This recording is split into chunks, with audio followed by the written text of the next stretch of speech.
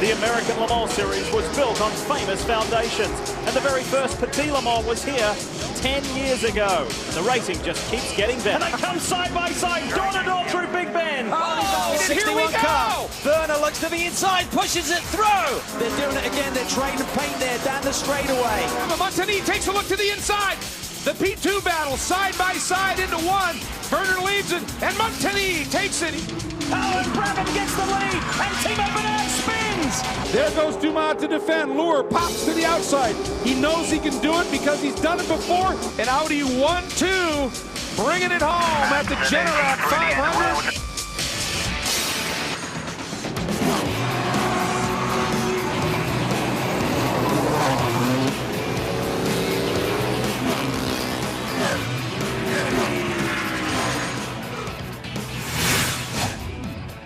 They've been testing and practicing, but the best is still yet to come as the preparation continues for one of the biggest sports car races in the world, and we'll tell you all about it in tonight's Petit Le Mans preview show live from Road Atlanta. Hi folks, Lee Diffie along with Dorsey Schrader and Calvin Fish as we say welcome to Road Atlanta as the sun goes down at this beautiful track. We're about an hour north of downtown Atlanta itself for the 10th anniversary of the American Le Mans Series and Petit Le Mans itself, one of the marquee events in this series. A little bit of history being created here tonight or this weekend, boys, that for the first time in this event's history, we have more prototypes than GT cars. A lot of people very revved up about the prototype category. I'll talk to you in just a moment, Cal, but Dorse, you first up, and I know how much you dearly love coming to this event. This is my favorite event, no question about it. These are the fastest sports cars in the world, the best drivers on one of the fastest racetracks in North America. And speaking about the drivers, you know, you look at the grid today, it looks like the start of an Indy 500. I mean, the IndyCar guys are here. Tony Kanaan's here. Marco Andretti's here. Scott Dixon. Ryan Briscoe. And, of course, we'll talk about Dario Franchitti going back next year into IndyCars. Dario's here as well.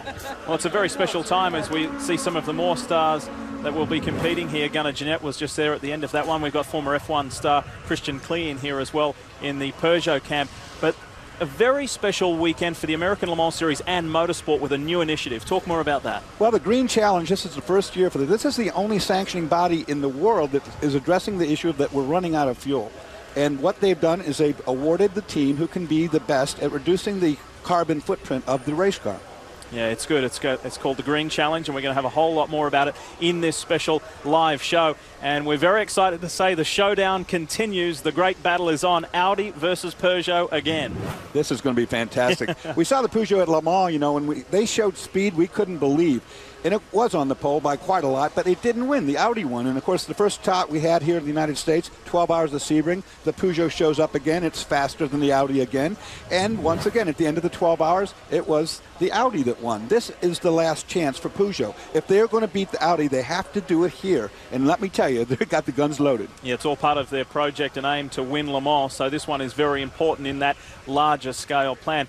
Great year for the American Le Mans Series. Many are saying it has been the best year yet, and that's set up a wonderful platform for this weekend's Petit Le Mans, hasn't it? It really has, Lee. It's been a fantastic racing season, and the talk of the town has, of course, been that P2 battle, Acura versus the Porsche. And look here, look at these boys. David Brabham, the Highcroft team, they have been on a roll. They have been so strong. 4 victories, and they have a 4-point deficit in the points, lots to play for. But Audi certainly haven't stood still this year.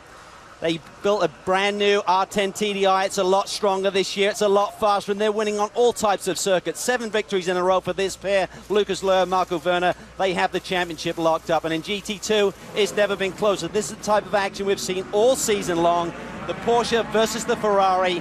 And Hensler and Bergmeister have a big lead in the championship right now, but there are bonus points to be had in both this race and the final race at Laguna Seca, so there's lots to play for. Lots to play for, a lot on the line for Porsche in 2 classes, in P2 and GT2. There's a lot to lose, but there's also so much to win. They hope to be in the thick of it. So too does this special driver standing by with Brian Till. Well, Lee, you guys keep talking about stars and challenges. Nobody knows more about challenges than this star, Dario Franchitti, Indy 500 winner, IndyCar champion. You won Sebring. But, Dario, for the last year, you've been driving a NASCAR car. You come back into a prototype here at Road Atlanta, get thrown into the thick of things. How difficult is that going to be to adapt? Oh, it's huge. We tested here a couple of weeks ago, and the last thing I actually drove here was the nationwide car. We qualified on pole at Watkins Glen, and I'm 19 seconds a lap quicker in this thing. So first 5 laps, I was actually dizzy with the G-forces. Next 15 laps, the car was driving me. Now we managed to settle down a bit, but I could definitely do with some more track time, because these things, they do go around the corners pretty quick.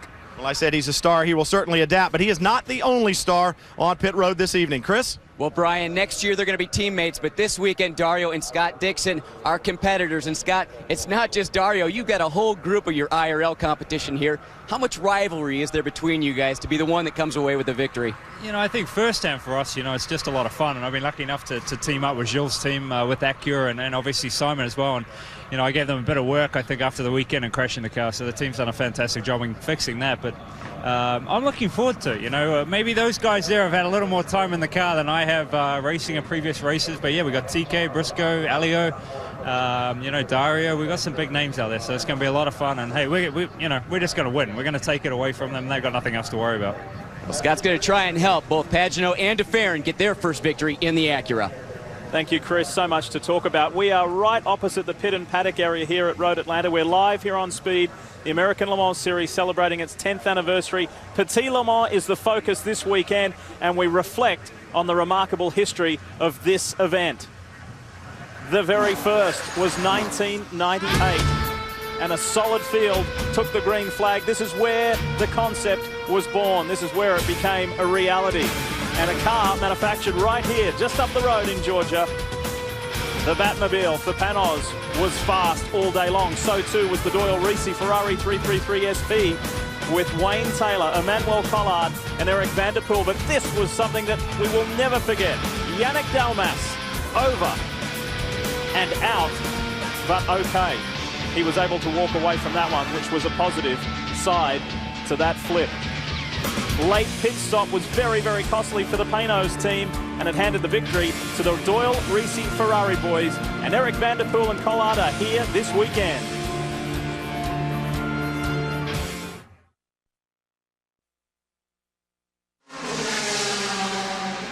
Night practice has begun here at Road Atlanta. As we say, welcome back. Welcome to our live special here, the preview of Petit Le Mans. I want to remind you that tomorrow from 3:20 in the afternoon Eastern, if you log on to speedtv.com, live streaming of the qualifying, which is always very exciting in American Le Mans Series, but in a marquee event like this, Petit Le Mans, it is crucial, and we look forward to that. Speedtv.com, live qualifying coverage from 3:20 tomorrow afternoon Eastern, with the Radio Le Mans boys bringing you that coverage. One of our headline acts, the headline act in LMP1, is Audi versus Peugeot, and we were so thrilled to see Peugeot at Sebring this year. They showed their incredible pace, their outright speed.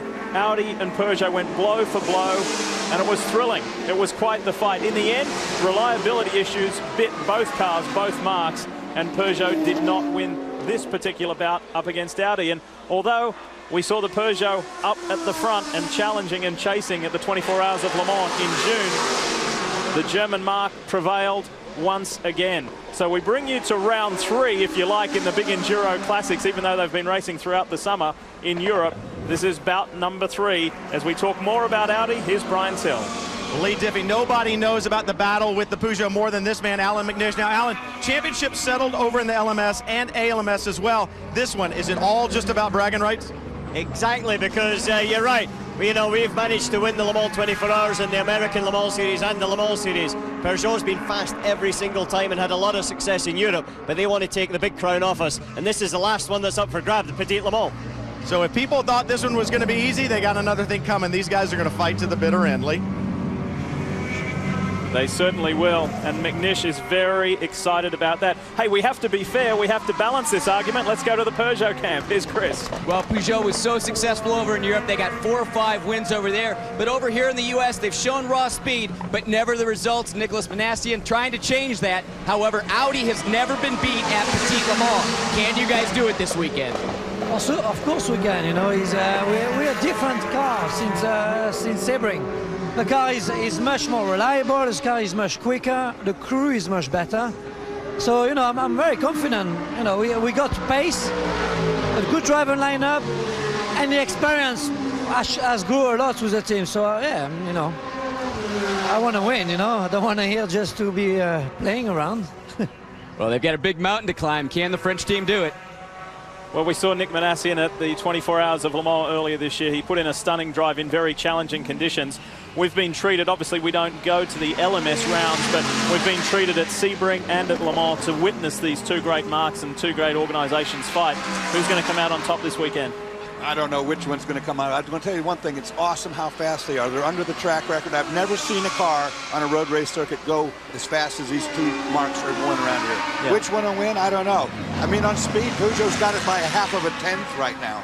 Big deal, right? 2 seconds under the existing lap record. Reliability was a key factor, not so much at Le Mans, but at Sebring we saw that with both marques. Will we see that again here, or they've learnt?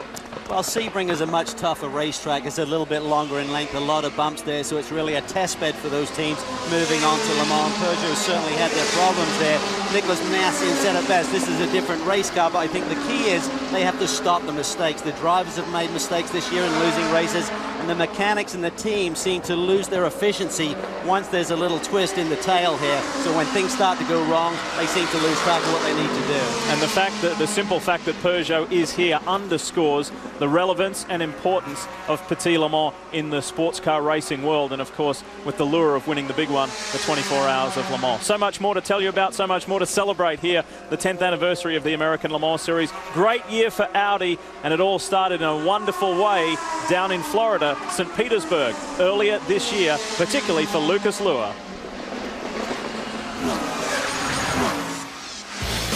Strategy out the window. 3 minutes to go right now. Green flag coming out. Lucas Luhr. Watch the Audi. Tucked in behind. There goes Dumas to defend. Luhr pops to the outside. He knows he can do it because he's done it before. He is already by and then protects beautifully to the inside. Luhr comes out. You can see how close Dumas is. But now the torque and horsepower of that Audi. Luhr drives to the wall. He has done it. Audi wins overall at St. Pete for the second straight year.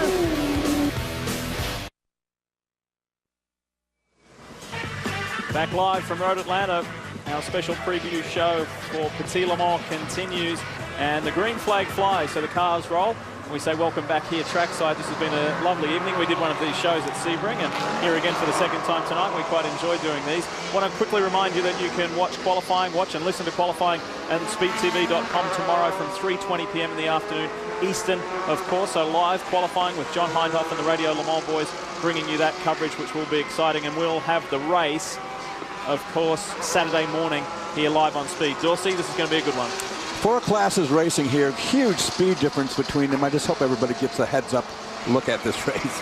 Calvin, a lot of people, a lot of the drivers have been making the comment about traffic out there. It's going to be wild. David Brabham said at the top of the show, like, it's crazy out there. The closing speed, sometimes 50, 60 miles an hour in some of the slow speed corners. They've got to be on their toes tomorrow. We have got championships on the line. We have got just a handful of points between certain competitors. It is going to be very thrilling. We've got drivers like Dindo Capello and Alan English going for 3 overall victories in a row. So much to talk about. Remember, Saturday at 11 a.m. right here on Speed Live is where you need to be to catch Petit Le Mans. Pink's All Out is coming up next as we say farewell, good night, and we look forward to having your company Saturday morning here on Speed. It's all about Petit Le Mans, sports cars on Speed. We'll see you then.